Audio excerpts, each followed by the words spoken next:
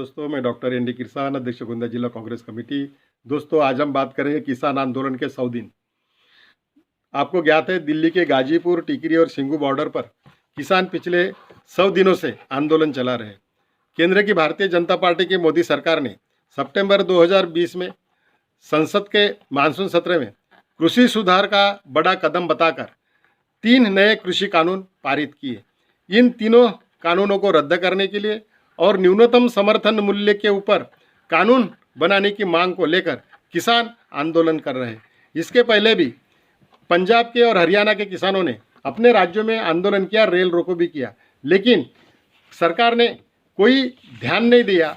इसके वजह से वह लोग दिल्ली में जाकर रामलीला मैदान में या जंतर मंतर पर आंदोलन करने के लिए वो दिल्ली के लिए निकल पड़े, लेकिन सरकार ने उन्हें दिल्ली में घुसने नहीं दिया। पुलिस ने उन्हें सीमा पर ही अड़ा दिया। वहाँ बैरिकेड्स खड़े कर दिए गए। उनके किसानों के ट्रैक्टर आगे ना जाए इसलिए रोड खोद दिए गए और इस बैरिकेड से खुद भी रोड के चलते किसान आगे बढ़ नहीं पाए और किसान वही बॉर्डर पर रुक गए। तो दोस्तों, ये किसान जब वहाँ रुके तो किसानों को वहाँ से भगाने के लिए, पीछे भगाने के लिए या अपने गांव भेजने के लिए पुलिस ने वाटर टेंडर से इतने कड़कड़ाती ठंड में, हड्डियां कपकपाती ठंड में 0 डिग्री टेम्परेचर में भी पानी की बौछार उन पर की, उनके ऊपर आंसू गैस के गोले छोड़े, लेकिन फिर भी किसान टस से मस हुए नहीं। किसान वहीं पर डटे रहे और उन्होंने सोचा जब तक उन्हें दिल्ली नहीं जाने दिया जाता तब तक वहीं पर जहां पुलिस ने उन्हें रोक रखा था, जहां पुलिस ने रोड रोक रखा था, वहीं पर वह आंदोलन करेंगे, वहीं पर वह धरना देंगे। इस तरह से किसान वहीं पर डटे रहे। उन्होंने वहां अपने रहने की भी व्यवस्था बना ली। वहां ट्रैक्टर ट्रॉलीज में अपने टेंट बना लिए और गर्म पानी की भी व्यवस्था सेवादारों ने की, बाकी स्वयंसेवी संस्थाओं ने करा के दी। वहाँ डॉक्टर्स, इंजीनियर्स, लॉयर्स सब लोगों ने मदद करने के लिए किसानों के आंदोलन को समर्थन करने के वहाँ पहुँचे। वहाँ उनकी सेवा, अपनी सेवा दी लोगों ने। वहाँ अनाज की व्यवस्था, खाने पीने की व्यवस्था, सोने की व्यवस्था, कंबल की व्यवस्था ठंड से बचने के लिए और गर्म पानी की भी व्यवस्था वहाँ विविध संगठनों द्वारा वहाँ पे करा दी गई। इसलिए किसानों का वहाँ आंदोलन महीनों से चल रहा है। 2 महीने होने के बाद, आंदोलन 2 महीने के बाद किसानों ने सोचा कि भी ट्रैक्टर मार्च निकालेंगे 26 जनवरी को। उसके पहले जो कुछ भी वहाँ पर शांतिपूर्ण ढंग से ये आंदोलन इतने कड़कड़ाती ठंड में किसानों ने चलाया, कोई भी प्रकार की हिंसा वहाँ पर हुई नहीं। ये जो 3 कानून जिसके विरोध में किसान आंदोलन चला रहे हैं, ये 3 कानून हमने पिछले एपिसोड में, पिछले अपने वीडियो में आपको विस्तार से हमने बताया, लेकिन संक्षिप्त में हम बताना चाहते हैं कि पहला कानून है ये कृषि उपज है, कृषि उपज का खुला मार्केट, ओपन मार्केट। यानी अभी 2 व्यवस्थाएं अपने यहाँ पर है। एपीएमसी में बोली लगाकर उनको किसानों की फसल बेची जाती है और दूसरा है न्यूनतम समर्थन मूल्य पर सरकार खरीदी करती है। तो तीसरी व्यवस्था सरकारें करना चाहती है खुला व्यापार नीति, यानी खुले बाजार में व्यापारी कहीं भी किसानों का माल खरीदी कर सकता है। एक तो सरकार ने इस कानून के तहत कहा है कि किसान अपना माल कहीं भी बेच सकता है, तो किसान तो अपना माल आज भी कहीं भी बेच सकता है, लेकिन ये कानून के अंतर्गत व्यापारियों को यह सहूलत होगी कि वो किसानों का माल खुद को बिना एपीएमसी में रजिस्टर किए, बिना एपीएमसी में जो सेस भरा जाता है, टैक्स भरा जाता है, बिना टैक्स भरे, वो बिना टैक्स से, बिना रजिस्ट्रेशन से बाहर कहीं भी कभी भी वो किसानों की उपज खरीदी कर सकते हैं। तो क्या होगा, जब किसानों की फसल आएगी तो व्यापारी किसानों के दरवाजे पे पहुंच जाएगा, वहाँ पे खरीदी करेगा औने पौने दामों में और बाद में ज़्यादा दाम पर मार्केट में बेचा करेगा। इसलिए ये किसान इसका विरोध कर रहे हैं और किसान ये सोचते कि अगर ये व्यवस्था हो गई, ओपन मार्केट की व्यवस्था हो गई, तो उनकी वो एपीएमसी मंडिया की व्यवस्था है वो अपने आप खत्म हो जाएगी और जो एमएसपी का गवर्नमेंट का खरीदी है, जो न्यूनतम समर्थन मूल्य पर खरीदी है, वो भी अपने आप बंद हो जाएगी। तो किसानों को इससे नुकसान होगा और औने पौने दामों में उनको, व्यापारियों को अपना फसल बेचने के सिवा कोई पर्याय नहीं रहेगा। इसलिए किसान उसका विरोध कर रहे हैं। दूसरा कानून जो सरकार ने बनाया नहीं, जो कानून ऑलरेडी है, जो आवश्यक वस्तु अधिनियम 1955 उसमें संशोधन किया गया है। उसमें क्या है कि जो आवश्यक वस्तु है इसके भंडारण पे नियंत्रण होता है, मर्यादा होती है, इतना आप भंडारण कर सकते हैं, इसका सप्लाई डिमांड बैलेंस रहे, इसके लिए सरकार ध्यान देती है। लेकिन ये उस समय जो कानून बना था ये कालाबाजारी रोकने के लिए आवश्यक वस्तु अधिनियम बनाया गया था। लेकिन अभी ये मोदी सरकार ने इस कानून में संशोधन कर दिया। संशोधन किया यानी इसमें जो आवश्यक वस्तुएं थी, अनाज था, तिलहन थी, खाद्य तेल, दाल, आलू, प्याज, इस जैसी आवश्यक वस्तुएं इस कानून के परिविधि के बाहर कर दी। यानी अभी अनाज का, दाल का, तिलहन का, खाद्य तेल का, आलू का, प्याज का संग्रहण आप कितना भी कर सकते हैं, भंडारण कितना भी कर सकते हैं, उसके ऊपर कोई भी मर्यादा नहीं रहेगी, उसके ऊपर कुछ भी नियंत्रण नहीं रहेगा। तो इससे क्या होगा, जब फसल आएगी तब अवने पवने दामों में व्यापारी लोग किसान से उनकी फसल खरीदी करेंगे, उसको स्टोर करेंगे, भंडारण करेंगे कि भंडारण की क्षमता बढ़ाएंगे, क्योंकि उसके ऊपर कोई रोक नहीं है। और बढ़ाने के बाद कृत्रिम तंगी मार्केट में निर्माण करके जब उसकी डिमांड बढ़ेगी वो वस्तु की, जब मार्केट में वो बेचा करेंगे और इससे किसान भी लूटा जाएगा और जो उपभोक्ता है उसको भी बड़ा चढ़ाकर दाम में बेचा करेंगे, इसलिए उसका भी शोषण वहाँ पर होने वाला है। इसलिए ये कानून जो है ये सर्वसाधारण सभी व्यक्तियों के लिए, देश की पूरी जनता के लिए ये घातक कानून है। और कंपनियां तो ये जो कृषि उपज है ये खरीदी करके इसको पैकेजिंग करेगी, ब्रांडिंग करेंगी और उसके बाद बेचेगी, तो इसकी कीमत 2 गुना 3 गुना इसकी कीमत बढ़ जाएगी और उपभोक्ता को ये नुकसान सहन करना पड़ेगा। इसलिए सभी जनता के विरोध में ये कानून दिखाई देता है, इसलिए किसान इसका विरोध कर रहे हैं। तीसरा कानून है कॉन्ट्रैक्ट फार्मिंग का। कॉन्ट्रैक्ट फार्मिंग अभी कोई राज्य में है, कोई के कानून में सुधार करके उन्होंने लाया है, तो इसका किसानों को इसके बारे में अनुभव कुछ ठीक रहा नहीं है। और किसान ये सोचते हैं कि इस व्यवस्था के वजह से किसान कॉन्ट्रैक्ट फार्मिंग में ज़्यादा कर्जा बढ़ जाएगा और कर्जा बढ़ने से अपनी ज़मीन उसको उसी पूंजीपति को बेचनी पड़ेगी, तो अपने ज़मीन से हाथ धोना पड़ेगा और अपने ज़मीन पे ही वो मजदूर बनकर रह जाएगा। इसलिए किसान उसका भी विरोध कर रहे हैं। दोस्तों, ये इसका विरोध किसान कर रहे हैं। किसानों को लगता है कि ये कानून उनके हित में नहीं है, ये कानून पूंजीपतियों के हित में है। लेकिन सरकार कहती है कि ये तीनों कानून किसानों के हित में है। विपक्षी पार्टियां किसानों को गुमराह कर रही है, इन कानूनों के बारे में भ्रम फैलाया जा रहा है, इसलिए किसान भ्रमित है। अरे भाई, किसान कैसे भ्रमित हो सकते हैं? किसानों को कितने नासमझ तो किसान है ही नहीं। लाखों के संख्या में किसान जब आंदोलन चला रहे हैं, इतने स्टेट के किसान, पूरे देश के किसान जब आंदोलन चला रहे, इस कानून का विरोध जता रहे, तो क्या सभी लोग भ्रमित हो सकते हैं? क्या विपक्ष ने इतना भ्रमित कर दिया उनको? दोस्तों, ये सोचने वाली बात है। किसानों के आंदोलन को कमजोर करने के लिए सरकार की ओर से काफी प्रयास हुए। सरकार ने समांतर प्रचार तंत्र चलाया, समांतर कैंपेन चलाया, अपने नेता, अपने मंत्री, अपने कार्यकर्ता गांव-गांव भेजे, वहां उन्होंने सम्मेलन किया, वहां सम्मेलन और कैंपेन चलाया, जिसके माध्यम से किसानों को ये बताने की कोशिश हुई कि ये कानून कैसे उनके हित में है। लेकिन फिर भी किसानों का आंदोलन कोई कमजोर होता दिखाई नहीं दिया। कुछ गांव में जो भारतीय जनता पार्टी के कार्यकर्ता, भारतीय जनता पार्टी के मंत्री वहां पर लोगों को समझाने गए, लोगों ने उन्हें वहां से भगा दिया। किसान दिल्ली की ओर ना जाए, इसलिए किसानों को वहां रोका गया। अभी तो वहां पर बैरिकेड्स के आगे अभी 7 लेयर का, 8 लेयर का, 10 लेयर का बैरिकेड्स बना दिया गया और उसके बाद में बड़ी बड़ी कील भी ठोक दी गई रोड पर, ताकि किसान आगे न जाए। इतना किसानों से डर लगता है और किसानों को ये के विदेशी समझते, कि विदेशी आक्रमणकारी समझते, जो इस तरह से रोड पर पूरी कीलें बिछा दी गई है। तो दोस्तों, इस तरह से किसानों के साथ बर्ताव ये सरकार कर रही है। तो ये कानून रद्द करने की मांग जो किसानों की तरफ से हो रहा है, उनका मनोबल तोड़ने के लिए उन्हें आतंकवादी, खालिस्तानी, नक्सलवादी, माओवादी, देशद्रोही, टुकड़े टुकड़े गैंग तक कहा गया। आंदोलन के पीछे चीन और पाकिस्तान का हाथ भी बताया गया। आंदोलन को फॉरेन फंडिंग होने की भी बात कही गई।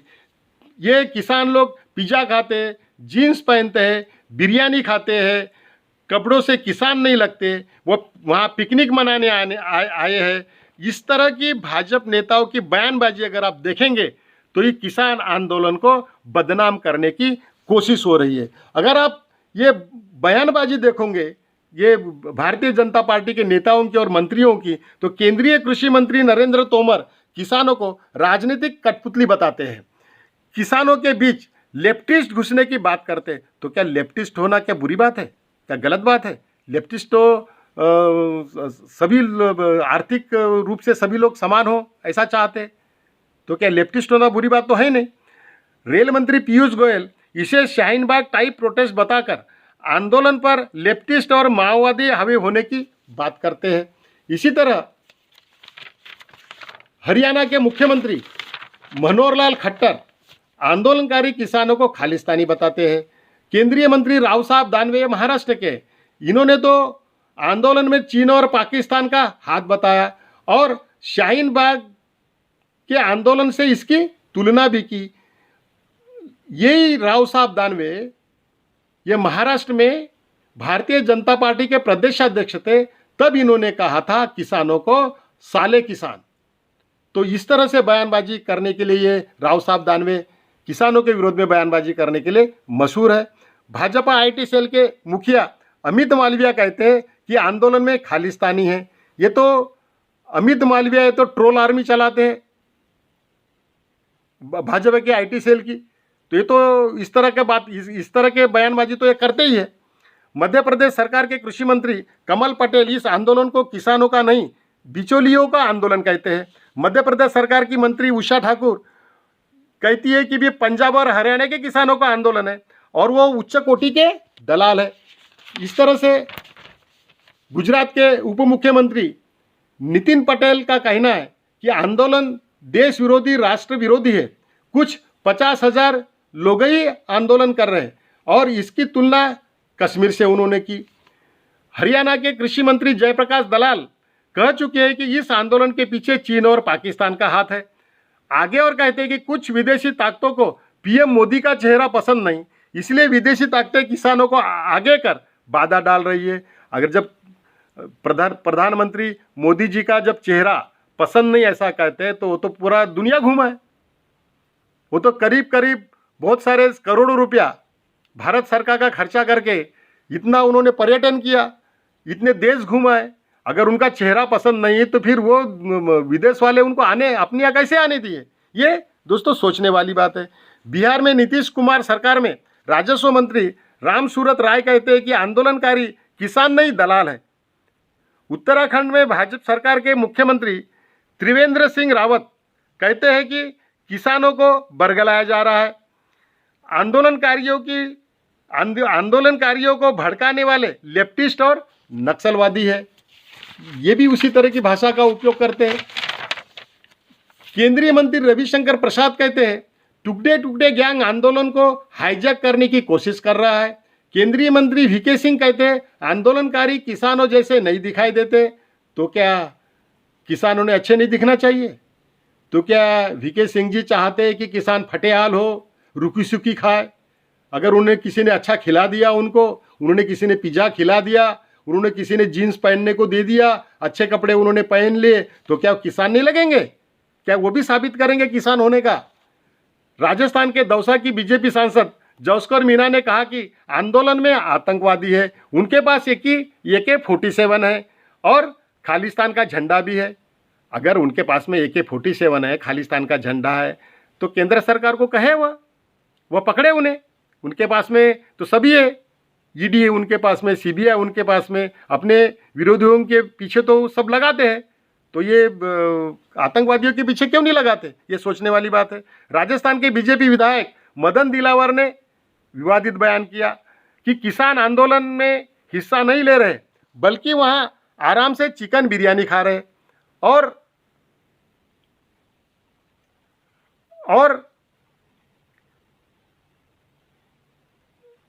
बर्ड फ्लू फैलाने का षड्यंत्र रचा जा रहा है। किसान आंदोलन के बीच आतंकवादी घुस आए हैं, अगर उन्हें नहीं हटाया गया तो बर्ड फ्लू फैल सकता है। इस तरह का वक्तव्य ये राजस्थान के बीजेपी विधायक कहते हैं। प्रधानमंत्री नरेंद्र मोदी कच्छ की रैली में कहते हैं कि दिल्ली के आसपास किसानों को भ्रमित करने की बड़ी साजिश चल रही है। उन्हें डराया जा रहा है कि कृषि सुधारों के बाद उनके जमीन पर दूसरे का कब्जा हो जाएगा। कृषि सुधारों की मांग शुरू से ही की जा रही थी। विपक्ष के लोग किसानों को भ्रमित कर रहे हैं। विपक्ष किसानों के कंधों पर बंदूक रखकर चला रहा है। शंका के समाधान के लिए सरकार तैयार है। अगर सरकार समाधान के लिए तैयार है तो समाधान करे, शंका का समाधान करे। क्यों इस तरह के वक्तव्य किए जाते हैं कि विपक्ष उन्हें भ्रमित कर रहा है? कौन भ्रमित करेगा? किसान इतने नासमझ तो है नहीं जो उन्हें भ्रमित करेगा, उनके कंधे का यूज करेगा बंदूक चलाने के लिए। दोस्तों, सोचने वाली बात है। कुछ किसानों को आगे लाकर सरकार कानूनों के फायदे गिना रही है। कुछ लोगों ने अपना वीडियो भी जारी कर दिया कि ये कानून कितने किसानों के फायदे में, इसके बारे में आपने देखा होगा। तो आंदोलन के फंडिंग पर भी सवाल उठाते हैं कि फॉरेन फंडिंग है। इस तरह किसानों का मनोबल तोड़ने की और किसान आंदोलन को बदनाम करने की कोशिश सरकार के ओर से लगातार हो रही है। किसान कहते हैं ये किसानों की तौहीन है। ये लोग किसानों को एंटी नेशनल करना चाहते हैं। किसानों ने सरकार द्वारा अपने अपमान की परवाह किए बिना आंदोलन में डटे रहे। करीब 700 से 1000 महिलाएं और किसान यूनियन की यूथ विंग ने भी आंदोलन में हिस्सा लिया। किसानों ने ठान ली कि जब तक 3 काले कानून, जिसे वह किसानों के मौत का फरमान कहते हैं, रद्द नहीं हो जाते, तब तक आंदोलन उनका जारी रहेगा। इतने दिन चलने वाले इतने बड़े आंदोलन की गोदी मीडिया ने कोई भी खबर नहीं ली, लेकिन सुशांत सिंह राजपूत को न्याय दिलाने के बहाने महीनों लोगों को उस चर्चा में उलझाए रखा। तो दोस्तों, ये गोदी मीडिया का खेल ही ऐसा है। वो तो सरकार की समर्थक है, इसलिए वो भी, गोदी मीडिया भी इस किसानों के आंदोलन को बदनाम करने के ऊपर तुली हुई। पंजाब के किसानों का व्यापक आंदोलन देखकर तीनों कानूनों के विरोध में एनडीए सरकार की सहयोगी पार्टी अकाली दल की नेता और केंद्रीय खाद्य संस्करण मंत्री हरसिमरत कौर बादल ने अपने पद से इस्तीफा दे दिया। अकाली दल ने एनडीए से अपना नाता तोड़ दिया। राष्ट्रीय लोकतांत्रिक पार्टी के नेता हनुमान बेनीवाल एनडीए से बाहर हो गए। उनके 3 एमएलए हैं। विधायक अभय चौटाला ने अपने पद से त्यागपत्र देकर किसान आंदोलन का समर्थन किया। तो इसी तरह जननायक जनता पार्टी के नेता और हरियाणा सरकार में उप मुख्यमंत्री दुष्यंत चौटाला के ऊपर भी पद छोड़ने का और किसान आंदोलन में सम्मिलित होने का दबाव बनाया जा रहा है। पंजाब में भाजपा के पूर्व सांसद हरिंदर सिंह खालसा ने इस्तीफा देकर किसानों का साथ दिया। क्या यह भी भ्रमित किए गए हैं? ये भी बरगलाए गए हैं जिस तरह मोदी जी कहते हैं? तो क्या वो विधायक जी ने राजीनामा दिया, त्यागपत्र दिया? इधर पंजाब के भाजपा के पूर्व सांसद ने त्यागपत्र देकर आंदोलन में शरीक हुए। तो क्या ये लोग भी भ्रमित है? क्या विपक्ष ने इनको भी भ्रमित किया? दोस्तों, ये सोचने वाली बात है। प्रधानमंत्री नरेंद्र मोदी ने कहा कि नए कृषि कानून किसानों के फायदे के हैं। वही किसान कहते हैं कि ये किसान विरोधी कानून है, ये पूंजीपतियों के हित में कानून है। लेकिन सरकार संकेत दे चुकी है कि कृषि कानूनों को वापस नहीं लिया जाएगा। सरकार ने 12 राउंड की बातचीत किसान यूनियनों के साथ में की है, लेकिन ये 12 राउंड बातचीत के बाद कोई भी हल उसमें निकल नहीं आया। इसलिए फिर से किसानों ने यह आंदोलन जारी रखा है। सरकार ने किसानों के सामने ये रखा, अगर किसान चाहते हैं तो 1.5 या 2 साल के लिए ये कानून स्थगित किए जा सकते हैं, या तो फिर इसमें संशोधन किया जा सकता है। लेकिन किसान चाहते ना तो ये कानून स्थगित किए जाए, ना तो इसमें संशोधन किए जाए। किसान ये चाहते कि ये कानून सीधे तौर पे रद्द किए जाए। इसलिए किसान इस तरह से आंदोलन करते। ये आंदोलन को बदनाम करने की काफ़ी कोशिश सरकार द्वारा हुई है। इसलिए 26 जनवरी को जब किसान यूनियनों ने सोचा कि वो 26 जनवरी को ट्रैक्टर मार्च निकालेंगे, तो उसमें कुछ असामाजिक तत्व घुसाकर उसमें हिंसा की गई, लाल किले तक पहुंचाया गया और वहां पर हिंसा की गई। वहां लाल किले के पास जाकर वहां निशान साहिब का झंडा फहराया गया और जिसने ये कृत्य किया वह भारतीय जनता पार्टी का कार्यकर्ता दीप सिद्धू निकला। इसके ऊपर दोस्तों हम अगले वीडियो में बात करेंगे। अभी हमने अब तक ये किसान आंदोलन के 60 दिन पूरे किए हैं और 40 दिन का ब्यौरा इसके बाद में हम आपको अगले वीडियो में देंगे। धन्यवाद।